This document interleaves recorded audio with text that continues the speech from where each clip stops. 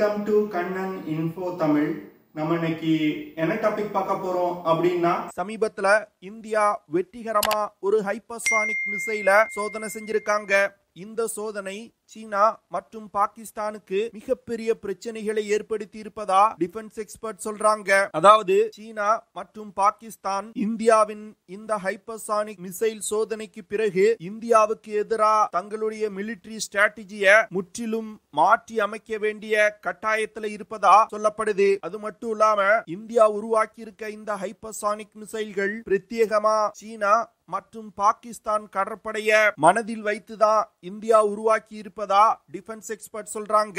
எதற்காக இந்தியா இந்த ஹைப்பர்சானிக் மிசைல்களை சீனா மற்றும் பாகிஸ்தான் கடற்படைய மனதில் வைத்து உருவாக்கி இருக்காங்க?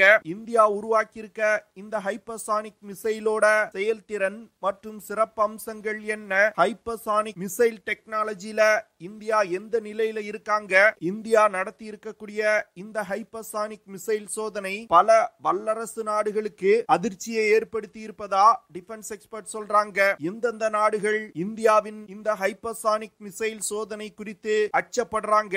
இந்தியா டெவலப் செஞ்சிருக்க இந்த ஹைப்பர்சானிக் மிசைல்கள் இந்திய ராணுவத்தோட வலிமையை எப்படி அதிகரிக்கும் அப்படிங்கிற பல விஷயங்கள் குறித்து இந்த வீடியோல ரொம்ப டீடைலா பார்க்கலாம். நவம்பர் 16 இந்தியா ஒரு லாங் ரேஞ்ச் ஹைப்பர்சானிக் மிசைல வெற்றிகரமா சோதனை செஞ்சாங்க. இந்த சோதனை ஒரிசா கடற்கரையை ஒட்டியுள்ள ஐயா அப்துல் கலாம் பேர்ல உள்ள தீவுல இருந்து சோதனை செஞ்சிருக்காங்க.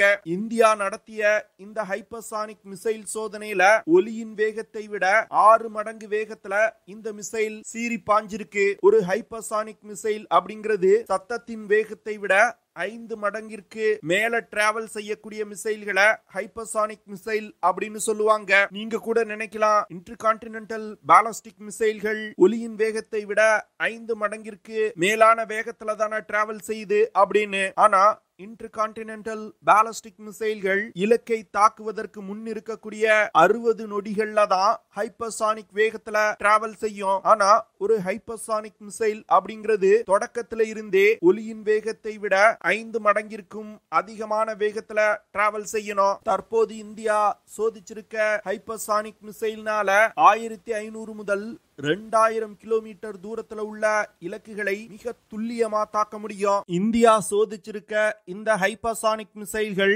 மேனுவரிங் திறன் கொண்டது.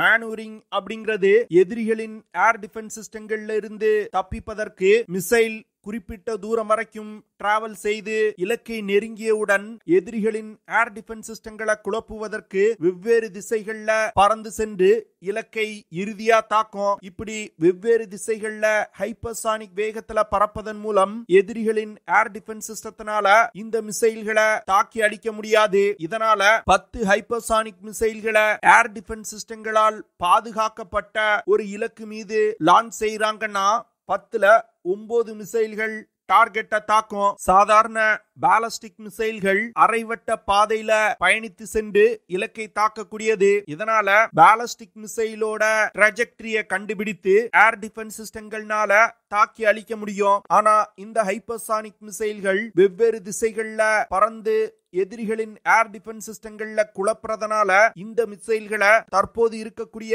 எந்த ஒரு ஏர் டிஃபென்ஸ் சிஸ்டத்தினாலையும் தடுக்கவே முடியாது.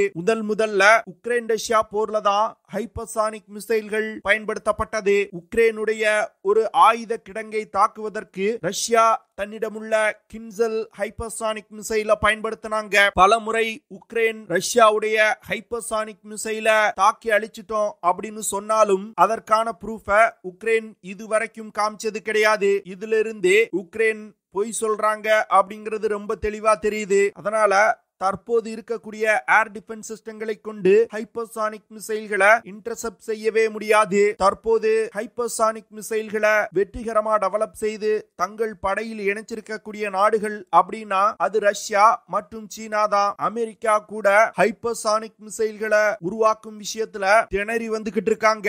பல முறை அமெரிக்காவுடைய ஹைப்பர்சானிக் மிசைல் சோதனைகள் தோல்வியில முடிவடைஞ்சிருக்கு. இப்போ இந்தியா வெற்றிகரமா இந்த சோதனையை நடத்தி இருப்பதன் மூலம் ஹைப்பர்சானிக் மிசைலை உருவாக்கிய வெகு சில நாடுகள் அடங்கிய பட்டியல்ல இந்தியாவும் இடம் பிடிச்சிருக்காங்க. ஹைப்பர்சானிக் மிசைல்களை உருவாக்குறதுக்கு ஆஸ்திரேலியா, ஜப்பான், பிரேசில் போன்ற பல நாடுகள் முயற்சி செய்து வந்துகிட்டு இருக்காங்க. அவர்களால இந்தியா அடைந்த வெற்றியை பெற முடியல. சில வருடங்களுக்கு முன்பு இந்தியா ரஷ்யாவுடன் இணைந்து பிரம்மோஸ் 2 ஹைப்பர்சானிக் மிசைல்களை உருவாக்கும் வேலைகள்ல ஈடுபட்டு இருந்தாலும் சொந்தமா ஹைப்பர்சானிக் டெக்னாலஜியை உருவாக்குறதுக்கு சில திட்டங்களை செய்து வந்துகிட்டு இருக்காங்க.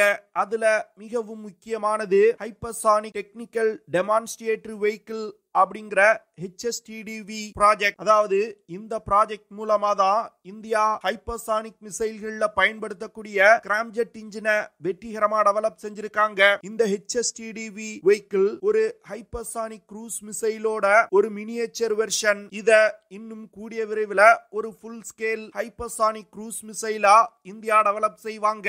இந்தியா இந்த HSTDV வெஹிக்கிள்களை 3 முறை சோதனை செஞ்சு பார்த்திருக்காங்க. இந்த HSTDV வெஹிக்கிள் திட்டத்தின் மூலமா உருவாக்கப்பட்ட பல விஷயங்களை தற்போது இந்தியா சோதிச்சிருக்க லாங் ரேஞ்ச் ஹைப்பர்சானிக் மிசைல்ல பயன்படுத்தி இருக்காங்க. தற்போது இந்தியா உருவாக்கி இருக்க இந்த ஹைப்பர்சானிக் மிசைல்கள் பிரத்யேகமா சீனா மற்றும் பாகிஸ்தான் கடற்படைக்கு மிகப்பெரிய அச்சுறுத்தலா இருக்க போகுது. இந்தியா டெவலப் செஞ்சிருக்க இந்த ஹைப்பர்சானிக் மிசைல்களை மும்பைல இருந்து லான்ச் செஞ்சோம்னா பாகிஸ்தானுடைய கராச்சி துறைமுகத்துல நிறுத்தி வைக்கப்பட்டிருக்க போர் கப்பல்களை மிக துல்லியமா தாக்கி அழிக்க முடியும். இதனால ஒரு யுத்த நேரத்துல இந்தியா நினைச்சா நமது எல்லையில இருந்து இந்த ஹைப்பர்சானிக் மிசைல்களை லான்ச் செய்து பாகிஸ்தான் கடற்படை முழுவதையும் அழிக்க முடியும். இந்த விஷயம் பாகிஸ்தான் கடற்படைக்கு மிகப்பெரிய பிரச்சனையை ஏற்படுத்தி இருக்கு. அடுத்து சீன கடற்படை சமீப காலங்கள்ல இந்திய பெருங்கடல் பகுதிக்குள் உளவு பார்ப்பதற்கு சுற்றி திரிறாங்க.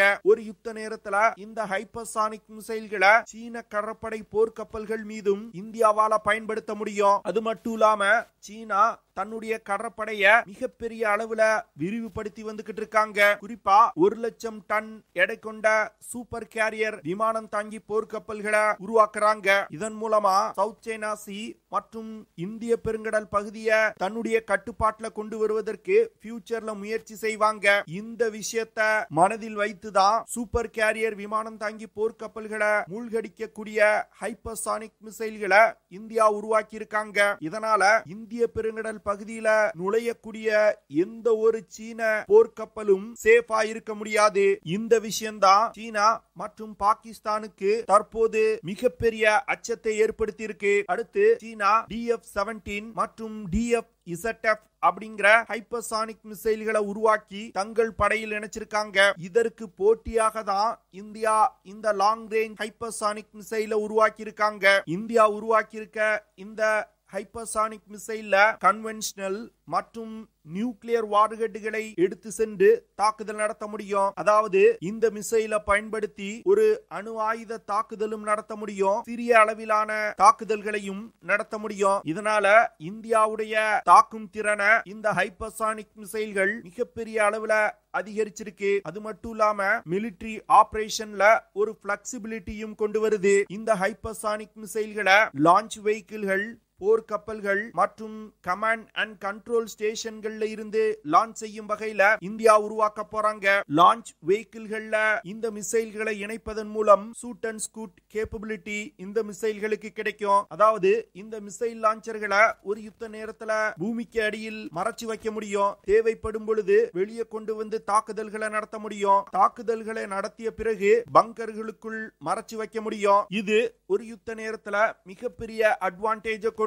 அது மட்டும் இல்லாம இந்தியா செகண்ட் ஸ்ட்ரைக் நியூக்ளியர் பாலிசியை ஃபாலோ செய்றாங்க. இதனால எதிரி நமது மீது ஒரு அணு ஆயுத தாக்குதல் நடத்திய பிறகு ஒரு பலமான அணு ஆயுத தாக்குதலை எதிரி மீது நடத்துவதற்கு இது போன்ற ஹைப்பர்சானிக் மிசைல்கள் இந்தியாவுக்கு ரொம்பவும் அவசியம். ஏன்னா இந்த வகை ஹைப்பர்சானிக் மிசைல்ல 10 மிசைல்களை ஏவுனா 9 மிசைல்கள் அனைத்து விதமான ஏர் டிஃபென்ஸ் சிஸ்டங்களையும் முறியடித்து இலக்கை மிக துல்லியமாக தாக்கக்கூடியது. அடுத்து பாகிஸ்தானுக்கு இந்தியாவுடைய இந்த ஹைப்பர்சானிக் மிசைல் மிகப்பெரிய அச்சுறுத்தலா இருக்க போகுது. எல்லை பகுதிகளிலும் இந்த மிசைல்களை இந்தியா வரும் காலத்துல டிப்ளாய் செய்வாங்க. இதனால எல்லை பகுதியில இருந்து 1500 கிலோமீட்டர் தூரத்துல உள்ள பாகிஸ்தானுடைய ஹை வேல்யூ டார்கெட்டுகளை இந்தியாவால தாக்க முடியும். இதனால இந்தியா மற்றும் பாகிஸ்தானுக்கு வரும் காலத்துல ஒரு யுத்தம் ஏற்பட்டால் இந்தியாவுக்கு இந்த ஹைப்பர்சானிக் மிசைல்கள் ஒரு மிகப்பெரிய அட்வான்டேஜ் கொடுக்கும். கொடுக்கும். இதனால பாகிஸ்தான் சீனாவிடம் இருந்து ஹைப்பர்சானிக் மிசைல்களை வாங்குவதற்கு முயற்சி செய்வாங்க. முன்னாடி மிலிட்டரி டெக்னாலஜியை உருவாக்குறதுல அமெரிக்கா மற்றும் சீனா கடுமையா போட்டி போடுவாங்க. ஆனா தற்போது மிலிட்டரி டெக்னாலஜிய உருவாக்குறதுல சீனா மற்றும் இந்தியா கடுமையா போட்டி போட்டு வந்துகிட்டு இருக்காங்க. இதனால சவுத் ஏசியால ஒரு ஆர்ம்ஸ் ரேஸ் உருவாகுவதற்கு வாய்ப்பு இருப்பதா டிஃபென்ஸ் எக்ஸ்பர்ட் சொல்றாங்க.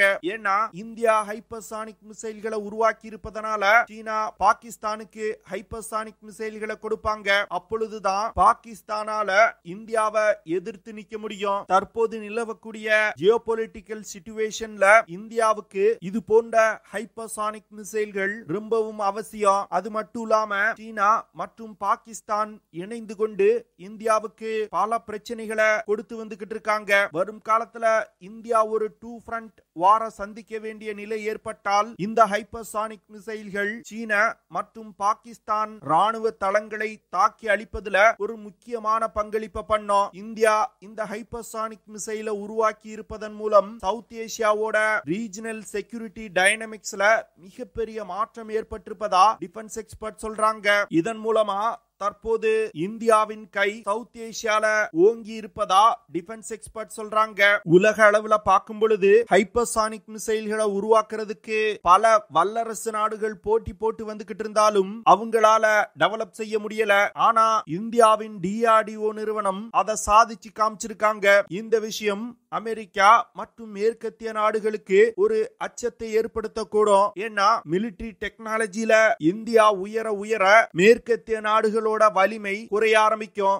அது மட்டும் இல்லாம ஆயுத விற்பனையில இந்தியா மேற்கத்திய நாடுகள் மற்றும் அமெரிக்காவை பின்னுக்கு தள்ள வாய்ப்பு இருக்கு. சீனா DF-17 அப்படிங்கிற ஒரு மீடியம் ரேஞ்ச் பாலிஸ்டிக் மிசைல் சிஸ்டத்தை வச்சிருக்காங்க.